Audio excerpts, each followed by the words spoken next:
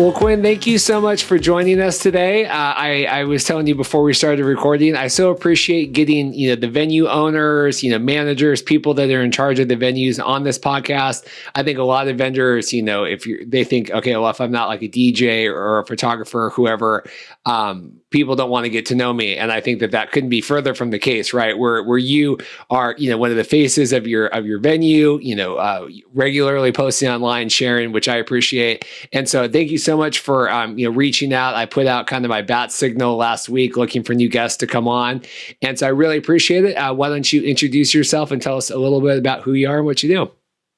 Sure. So thank you so much, Reed, for having me on the call today. The truth is, I totally thought that I wouldn't qualify to go on your podcast because I've seen your podcast so many times and I love it. I'm like, gosh, all these fun people on there. And I thought, oh, she's probably looking for more interesting people. So I'm glad I saw your post last week on online because I wouldn't have known otherwise to reach out to you. This is fun, and I appreciate the opportunity to be here today.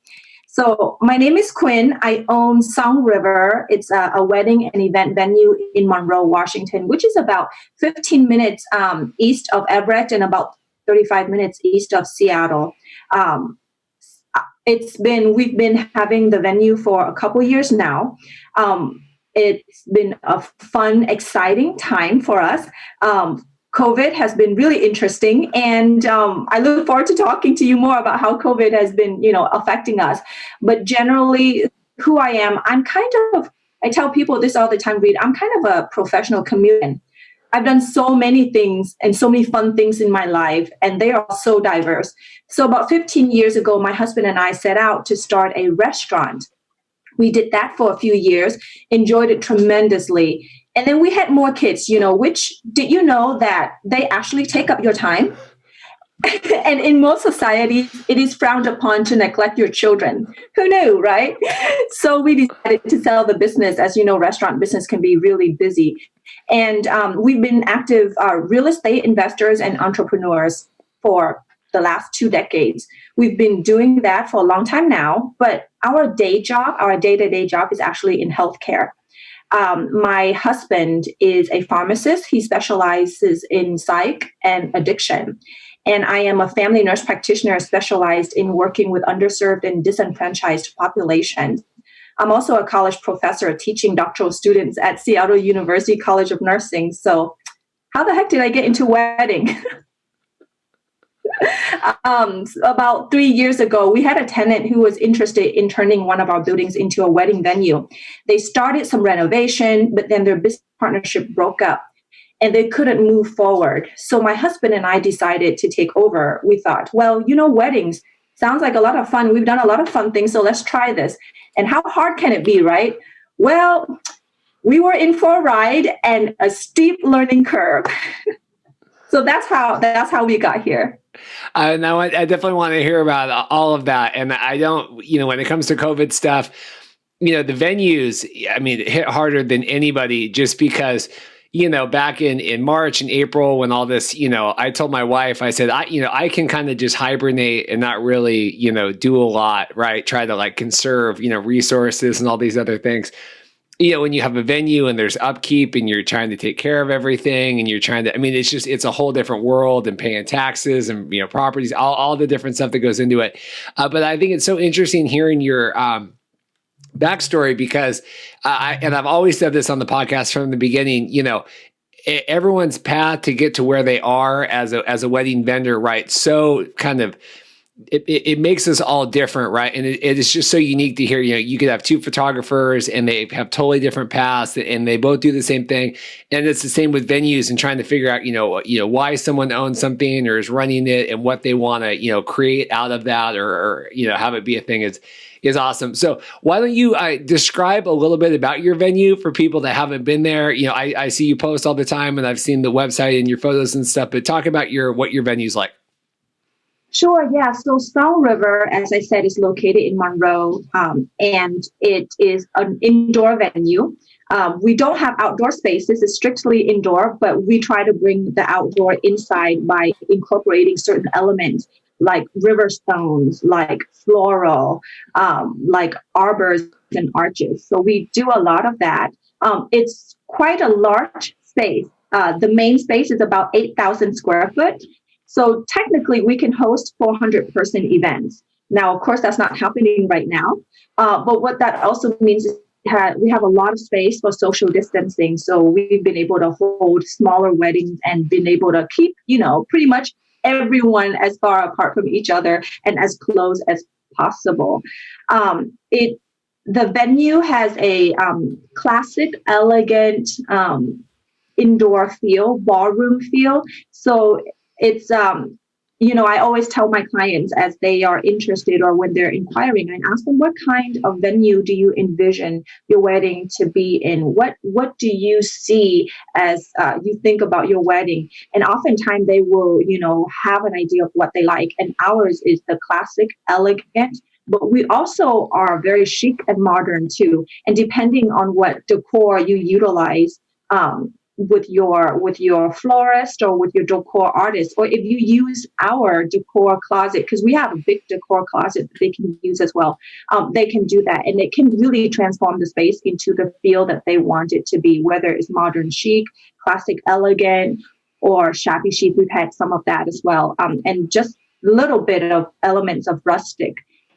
So yeah, that's the venue, and we've been running it for a couple of years, having lots of fun. So I'm looking here on the site. So it used to be the Eagles Club up in Monroe, like a social gathering spot, right? And it's kind of gone through.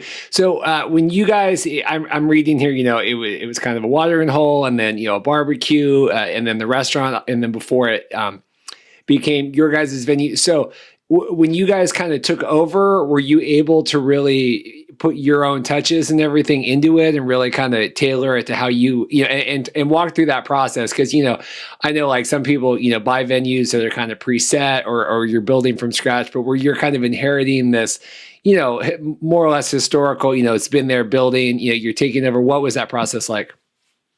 Yeah, so we bought the building over in 2000, actually end of 2000, 2007, early 2008. And at the time it was the Eagles Club, right? And so I don't know if a lot of people know about the Eagles Club, but it's really kind of like a family-friendly community space where people come together and hang out.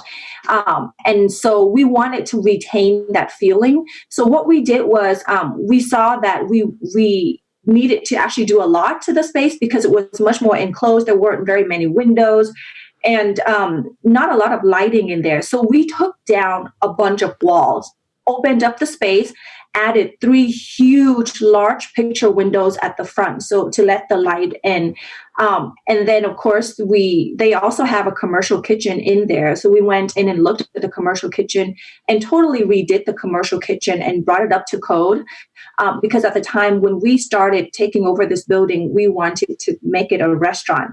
So that's what we did. We turned it into an Asian fusion Northwest type of restaurant. And we had a lot of fun with it, totally transformed the space. And then, of course, as I mentioned earlier, kids happen, right? And happens. And so we sold the space. We sold the business of it. We still held on to the building. We sold the business of it.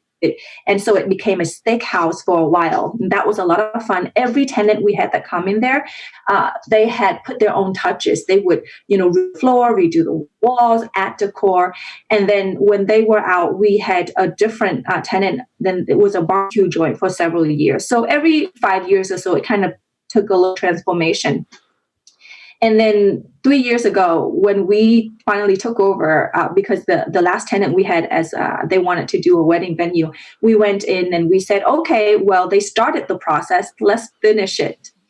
And so we took down some more walls. We opened the space up even bigger because previously as restaurants, they had it sectioned out to be, meeting space, dining rooms and things like that. We opened it all up. We looked at some of the storage spaces and thought, oh gosh, we need a bridal room, we need a groom's room, or we need a get ready rooms in general, right? So for the couples to get ready. So we took some of that space and gutted everything out.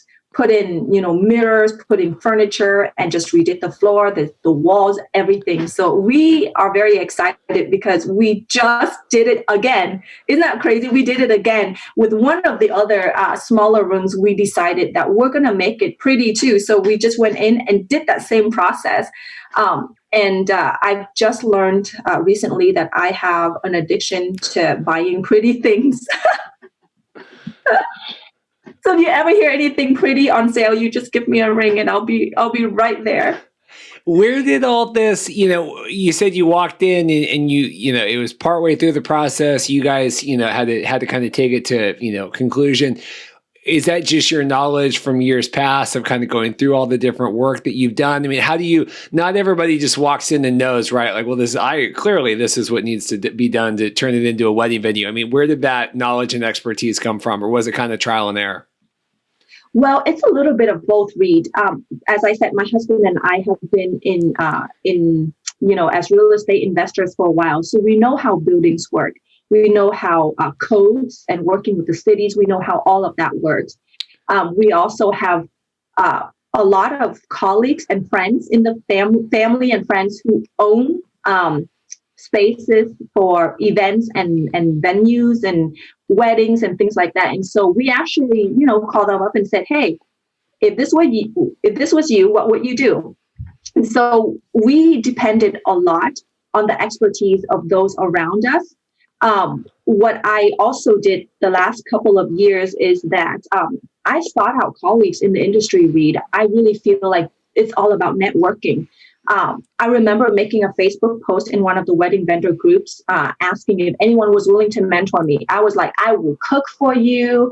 I will take you out. We're going to hang out, and I met a lot of really nice, kind people. And through conversations and working together at these events, I begin to learn on the job, right? So it's been a process. We didn't just jump in 2 years ago and just boom, turn it into what it looks like today. It was just little bit by little bit by little bit. So what clients saw a couple of years ago is not the same thing they see today. And in a couple of weeks, it'll be a little bit different because we're working on making those changes as well. Like I said, I met a lot of really nice, kind people, and there were absolute moments of me saying, gosh, I don't know the answer to this, but if I fake it, and as long as I fake it with the professionals by my side, maybe I'll make it. And I think I've made it. And then I also went and took an 8-week course on how to run a wedding venue. I hired a coach. I read a lot of books. And the best part, my husband and I spent so many hours scheming and dreaming. And it's been just a fun and fulfilling adventure so far. Scheming and dreaming. That's good.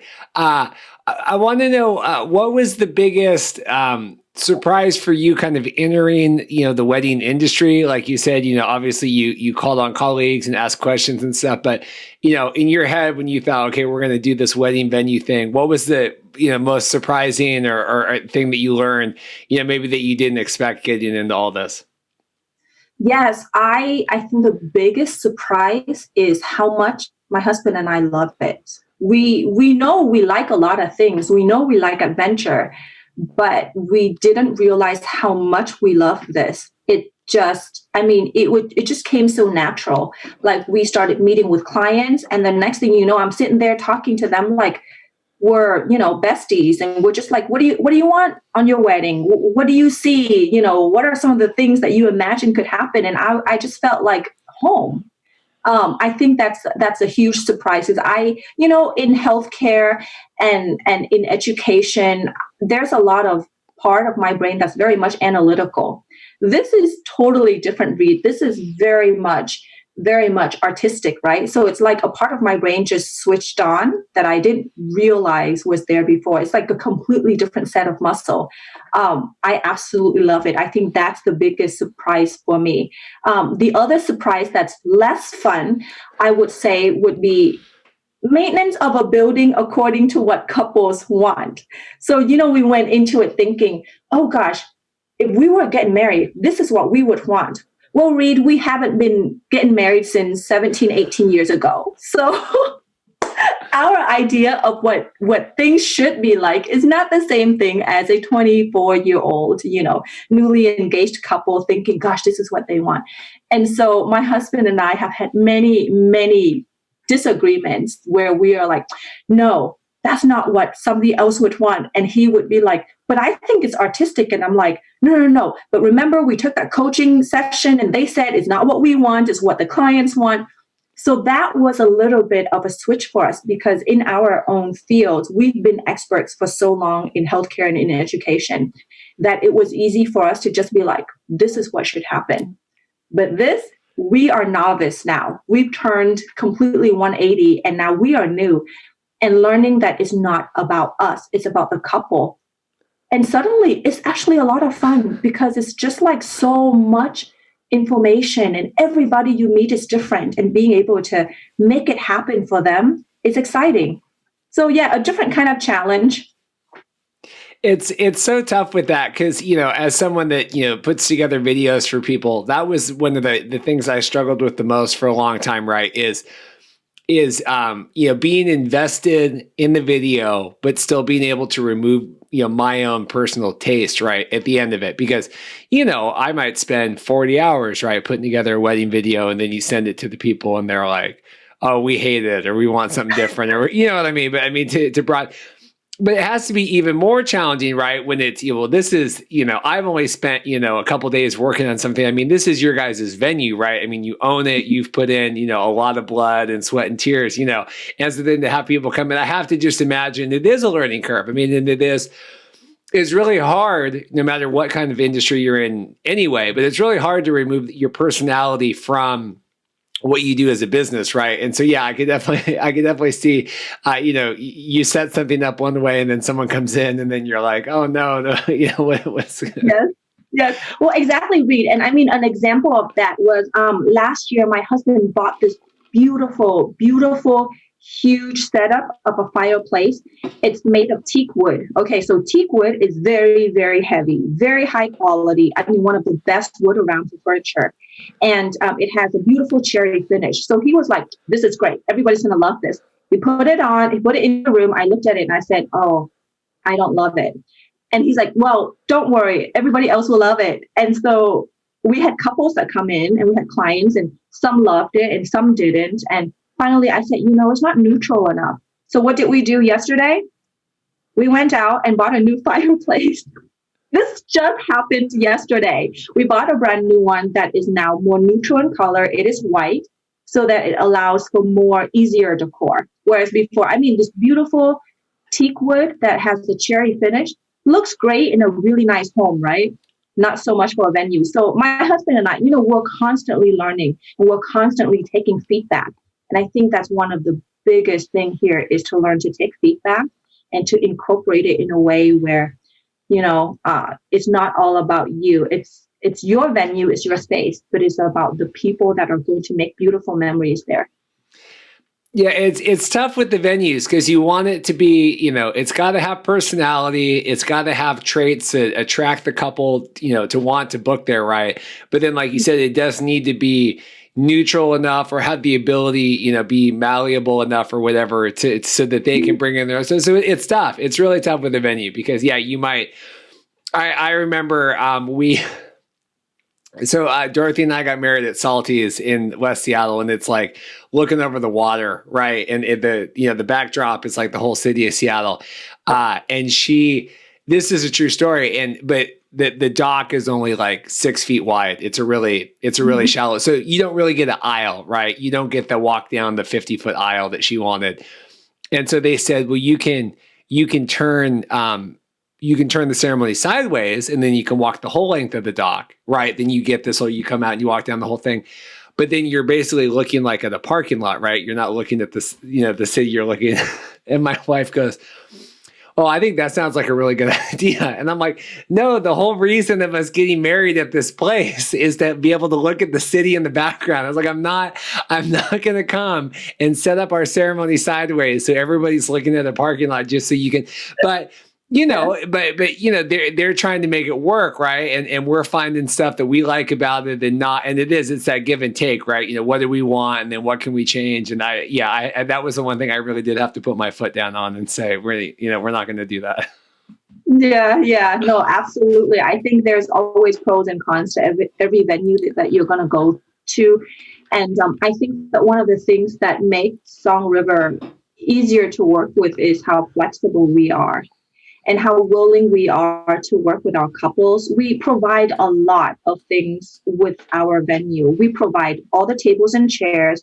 And we actually, one of the best investment we made was we actually went out and bought brand new Chiavari chairs that they're beautiful chairs. They don't need chair covers. They don't need really any decor. And most people rent them for like $10, $12 a piece. Well, here they get them all for free with Song River, right? All the chairs, all the tables. We also throw in table linen, which a lot of venues don't. But we were like, you know what? I'm imagining if I'm a bride and I'm trying to plan my wedding, if I can take away one more thing that I don't have to plan, then I can do that. So we do that. We also recently this year bought up lights. So that's included too. We'll set it up. We'll change it to the color that the couple wants to match the decor. It is all throughout the building, up lights everywhere. And it's really fun. And if they don't want it, they don't have to use it. We also have a decor closet, something borrowed decor closet that has hundreds of items. And people can borrow from that. And again, at no cost to them. So I find that, like you said, with your story of getting married and having to be malleable, but at the same time, there are certain things that you just can't give up, like staring at a parking lot, right? For us, we try to. That's one of the first things I ask couples: what are some things you absolutely cannot give up? And then to make sure that we can meet that, and then everything else we will be flexible. What we provide, everything we provide at Song River allows us that flexibility. Okay, so you don't like a certain look, you can certainly hire your own decor and your florist to do that. Oh, you have a smaller budget. Look, we've got a whole closet full of stuff that you can borrow from. And they're mostly brand new because I'm a new venue. I went out and, like I said earlier, I have a problem buying pretty things. So somebody please stop me. That was a segue to my next question. What kinds of couples do you find are really like your venue that work with you guys there? What, aesthetic wise, personality wise? I mean, you could take it however you want, but what kinds of couples want to get married at your guys' venue? Yeah, so I think that one of the things that I think makes me different, that draws people in, is connection, human connection. I find that, of course, everybody that comes through the doors, they have to like the space. It has to be, meeting their minimum requirement, right? Like you said, we're not looking at a parking lot. So they have to meet those soft boxes. And once that's done, what couples have really enjoyed with me is that we connect so well. And the couples that want to be there and want to create beautiful memories and to work with others and that feel, that's what we're looking for. So it's what I had found that people really like is that at Song River, we believe that for weddings, it's not just the door, it's not just the beautiful elements, the space, the delicious food. Like, we have all of that. It's more than that. It's the people. It's how kindness and grace and joy just exude at these events.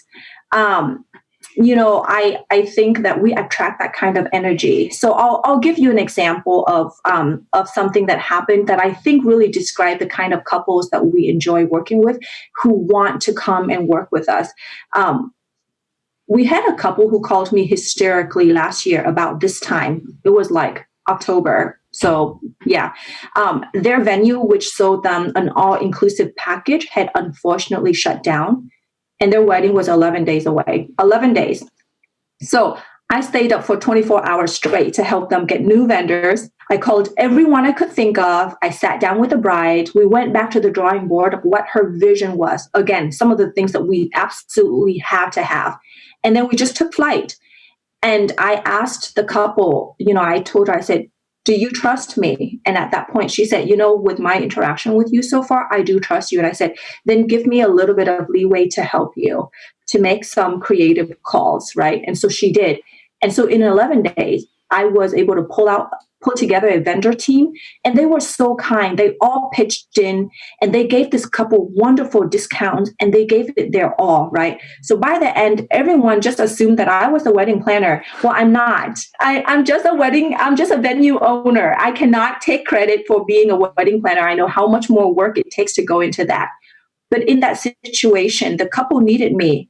And all the vendors went above and beyond. And I think that's what clients get at Song River. We attract that kind of energy, the kindness, the grace, and all around a positive energy of human connection. It was a beautiful wedding. The couple and their parents kept saying how it turned out even better than their original plan at the previous place that fell through. So I think really to sum up and answer your question, I think that we have the beautiful space. We have all, the decor. We have a lot of the things that you see it with a typical venue. But what couples find here is that connection with me. And I give it my all. I don't ever promise perfect, because perfect doesn't quite exist in this world, right? But I give it my all. And the kind of couples that work well with me are the really also exude that joy, that positive energy, and the gratefulness and everything that comes with it, and work really well. And so far, I don't think that I've had a couple that hasn't been that way, because I think we attract that. That's good. Yeah, we hate that other venue. We won't talk about that other venue. No, we won't. We won't. We hate that venue. I actually liked that venue for a long time. It was really unfortunate how all that went down. No, that's great. And I do, now that you said that story too, I remember all that going down, and I feel like I saw the photos and everything from that, because I do remember that just being a big part of the industry, because kind of everyone knew all this stuff was going on. Oh, so yeah, I think that's good. How since it's you and your husband, I know we had talked about potentially having him come on too, but I do want to hear, how did you guys meet, and how did that all go? Since this is a wedding vendor podcast, what was your guys' kind of romantic tale like? Okay, so my husband and I, so we've been married for so long, it's almost like, did we really have a romance? I'm kidding. In case my husband is listening, he's going to be like, I try so hard every day. What are you talking about? No, we met as volunteer teachers at a language school in Seattle.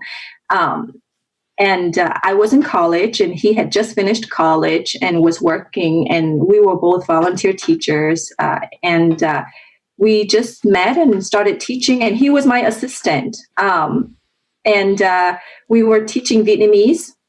His Vietnamese isn't that great. He came here way too young. He isn't very good. And so he was too old to be my student. So I let him be my assistant. So that's what we did. And then one thing led to another. And, I was at University of Washington studying, and he decided to go back to school and kind of a couple extra classes. He's the kind of person that likes to. And then we just started hanging out and just chatting. And then next thing you know, 1 month into dating, he asked me to marry him. Really? Yeah, 1 month.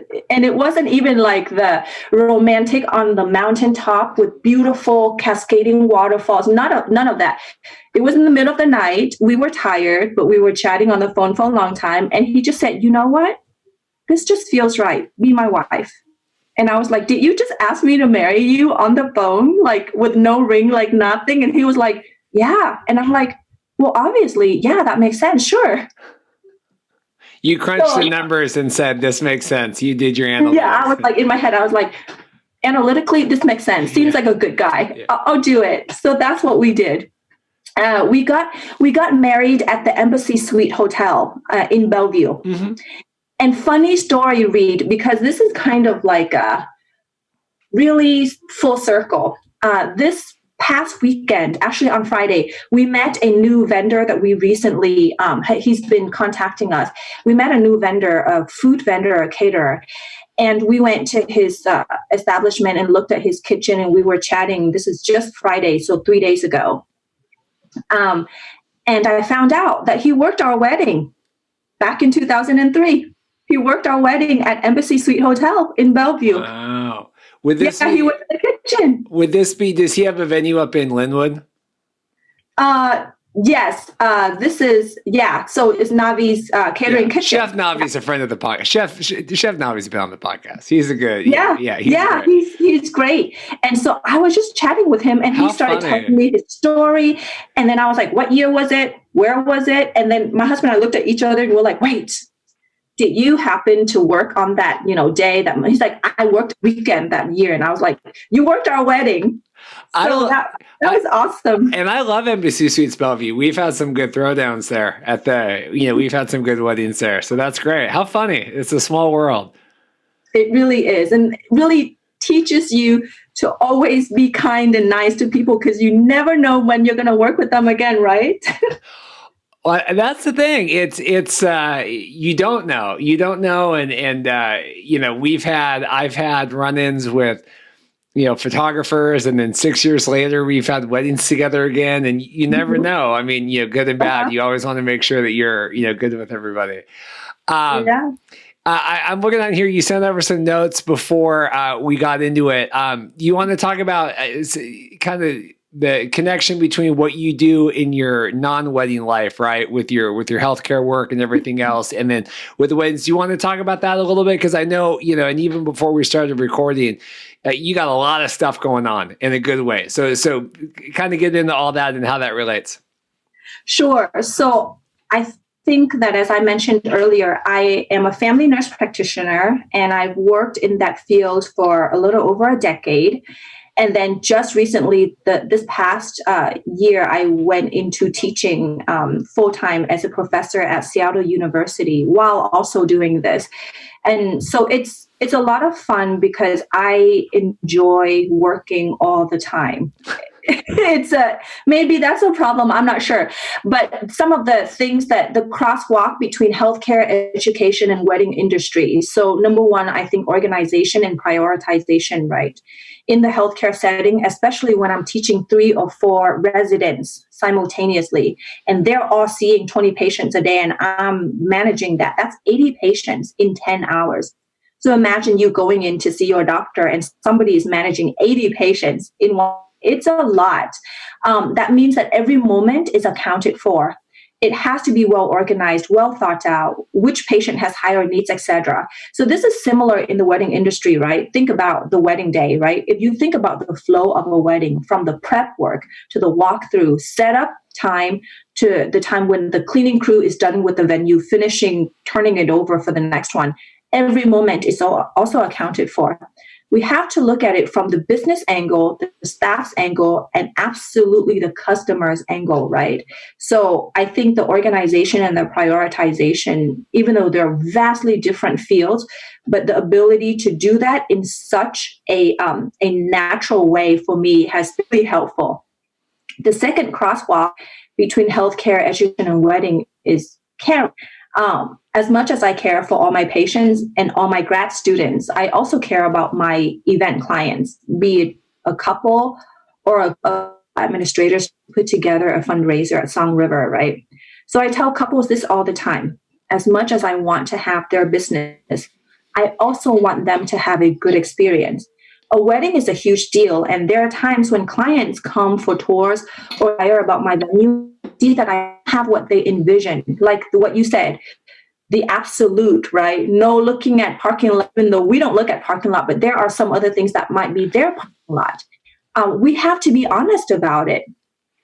So for example, I've had a bride come to me about a month ago wanting a rustic venue. We are not rustic. We can have elements of it, but we're not true rustic. And I was very transparent. So I asked her what she meant and what her vision looks like. So we shared our Pinterest boards. We discussed what is important to her and her fiance. And then I told her about 3 other venues that I consider to have wonderful rustic elements.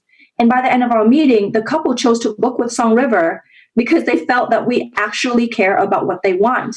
It also helped really like the venue, right? But I think what really sold them was that I truly am genuine about wanting my clients to have their needs met, and that comes first. As I want their business, I think it's important for them to get what they need for their important day.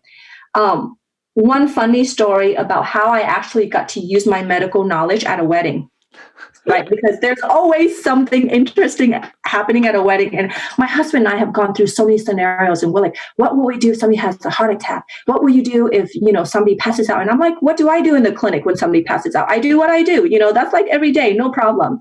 But there was a wedding where I was standing by the bar and I was just looking, and just suddenly I saw in a corner, there was this little 6-month-old who was struggling to breathe. And I saw grandma or mom, I couldn't tell at the time, holding the baby and started running, right? Just running. And I was like, what's going on? So I just took off and I ran after them. I was like, forget, if I see somebody having trouble breathing, I'm sorry, but wedding's important, but I got to make sure somebody keeps breathing, right? So I ran and we went out to the front and the baby was struggling to breathe. And so I'm like, okay, I asked grandma, what happened? And grandma said, I think he has something in his throat. He looks like he was really choking. So I took him from her. I turned him over. I was really ready to do the pediatric Heimlich maneuver. And then I turned her and I gave him a few seconds because still, kind of trying to do that cough. And you don't do the Heimlich maneuver until they, just let them work it out first. And within 5 seconds or so, just by simply turning the child over, he just spat out this huge chunk of fruit. And then he started screaming and crying. And I was like, good, he's crying. That means he can breathe. Perfect. Here. And grandma was there and mom there and dad was there and they were all freaking out. And luckily, they were smart. They took the baby outside so that it didn't interfere with the wedding. And at the end of that wedding, they all came up to me and they said so much that was so awful. We never thought he would choke on a piece of fruit, but he did. And so we had a nice little conversation about what food is great for little kids like that. And they were appreciative. And I was appreciative because I was like, oh God, I really, really do not want my first year to go down as having a 6-month-old going to the hospital. But he ate a ton of food after that. So we had fun. So that's how I use some of my medical knowledge in a situation at a wedding. That's awesome. In a funny turn of events, one of the last times I was at that venue that we won't speak of, a guy had a heart attack or something, and the ambulance had to come. We were at the Monte Cristo, and the guy like collapsed out of one of the reception tables, and they had to come call the cops. So that was, it's always scary when stuff like that happens, and you're like, oh my God, like what's going on here? Right. That's awesome. You came to the rescue. I'm trying to make sure we got all your other stuff here. Challenges as a venue owner, things you enjoy, clients you work with. I feel like we talked about that. Any other funny stories or any other tidbits you want to share about running the venue?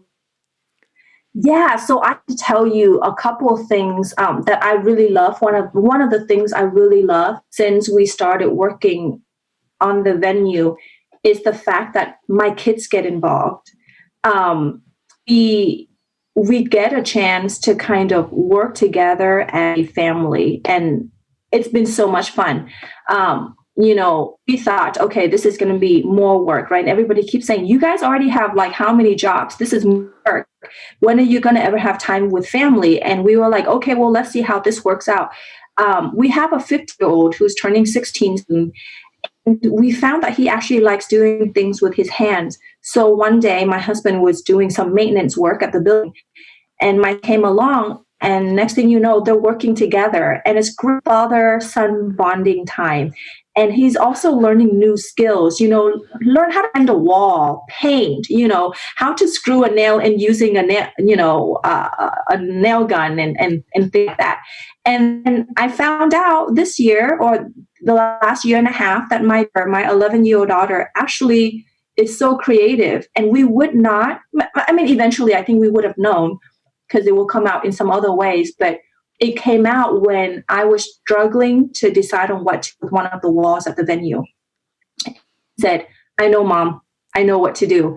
And that's how the candle walls came into existence. She came with me and we started drawing what we want on that wall. And so she created this whole wall of candles. And since then, we've changed it. A few months ago, we went in and we decided to put in honeycomb design. And again, that was initially her idea. And she played with it and I played with it. And so we did that. And then earlier this year, she kind of came to my room one day and just showed me her sketches. She had been designing wedding dresses and backdrops for weddings. And I know, right? I was like, what? You can do this? And I looked at it. It was beautiful. She had her sketches on paper as well as in her iPad. And that was amazing to me. And I felt like that really, for me, I got to spend with my children in a way I didn't expect with this venue. And so when you look at Song River, there are little pieces everywhere in the building where kids were there. We worked together as a family. That was just a lot of fun. This with the pandemic, we couldn't go anywhere. So we spent a lot of this year hanging out, go play a little, and the kids love pitching in with their ideas to help us. And we let them imagine, which I think has been so much fun for us. So that is another thing that I really enjoy working at Song River for. I do have another story I want to share with you, though, because this is fun. Why I love weddings. I have to tell you that I can't speak for other venues, but somehow at Song River, we have so much diversity. We've had we've had a lot of Mexican, Hispanic weddings. We've had a lot of Vietnamese, Chinese, Asians. One wedding where the people from the Oaxaca region, Mexico, apparently part of their culture is to have a turkey with a live turkey. And so one day, a couple of weeks before this one wedding, the bride called me and said, "Is it okay if we have a turkey at the wedding?" I said, "Sure. I mean, I love turkey. I mean, you can have any food you like." And no, not food, a turkey, a live moving turkey. And I was like, "Wait, what?" But the turkey was contained in a little basket, and they did a dance, and it was a cultural dance, and it had meanings to the culture, and it's part of like the culture of abundance. They have livestock, they have all of these things, and it was beautiful to witness. Like the whole day, all I could think about was, I can't wait for the turkey dance. I can't wait for the turkey dance. And so we got the turkey, and I was texting all my friends. I'm like, "You will not believe this. There's a live turkey here, and there's a turkey dance." So that was a lot of fun. So that's a fun story that I wanted to share with you. It's got to be, as if there's interesting things, right, we're just kind of documenting that, but you actually have to kind of like, okay, how are the logistics of this? Okay, how are we going to get all this in here? I mean, because you're a little more in charge of what's going on, where I'm just kind of like walking around like, "Oh, well, that's neat." Like I'm filming my camera, so this has been, I think, I think you've done great. I think you've had some good jokes and funny, and I think your personality has come across really well. As people that are interested in finding out about the venue, I think this is kind of the perfect role, right, for the venue owner, being able to kind of talk a little bit about the venue, and then a lot about you guys. Anything else about you or your story or anything before we let you go?